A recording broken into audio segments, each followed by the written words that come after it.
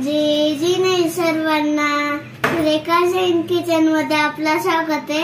आज आपण पाहणार दुधी भोपळ्याचे पराठे। हे एक मोठी वाटी गव्हाचं पीठ आहे, ह्याला परातीत घालून घेऊया। एक मोठा चमचा तांदळाचं पीठ, थोडीशी हिंग, अर्धा चमचा जिरा खुश करून, एक चमचा तीळ, एक छोटा चमचा ओवा खुश करून, चवीनुसार मीठ, हे हिरव्या मिरचीची पेस्ट ह्याला घालून घ्यायचं, हे आवडीनुसार घालू शकता। हळद पूड, ह्याच्यात दुधी भोपळा किसून घ्यायचा आहे। हे कवलं आहे म्हणून आम्ही याचं साल नाही काढणार आहे। हे 100 ग्रॅम भोपळा आहे, हे किसून झालेलं आहे। आता आपण ह्याला मिक्स करून घेऊया।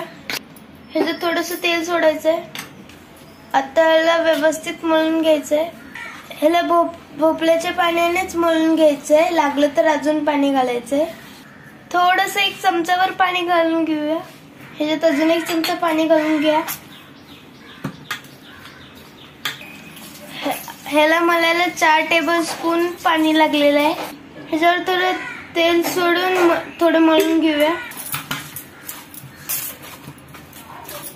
ह्याला 10 मिनिटांसाठी झाकून ठेवायचंय। 10 मिनिटं झालेले आहेत। आता आपण ह्याला थोडं अजून मळून घेऊया। हे गोळा करून घेतलेलं आहे, चपाती लाटतो तसंच ह्याला पण लाटून घ्यायचंय। तोपर्यंत तवा गरम करून घेऊया। हे लाटून झालेलं आहे, तव्यावर थोडं तूप सोडून घेऊया, तेल सोडलं तरी चालतं। आता हे पराठे ह्याच्यात घालून घेऊया, ह्याला पलटून घेऊया, ह्याला तूप लावून घेऊया, दोन्ही बाजूला तूप लावून घेऊया। ह्याला मंद आचेवर तांबूस कलरचं भाजून घ्यायचंय।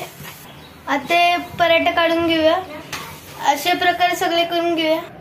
हे झालं आपला पौष्टिक दुधी भोपळ्याचा पराठा तयार।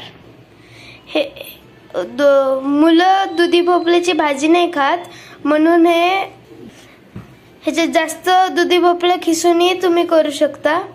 हे सोयाबीनचं पापड आहे, ह्याची रेसिपी तुम्हाला आमच्या चॅनलवर जाऊन भेटेल। मी एक टेस्ट करून बघतो। वाव, खूप यम्मी। तुम्हाला जर आमची रेसिपी आवडली असेल तर लाईक, शेअर, सबस्क्राईब आणि बेल बटन दाबायला विसरू नका।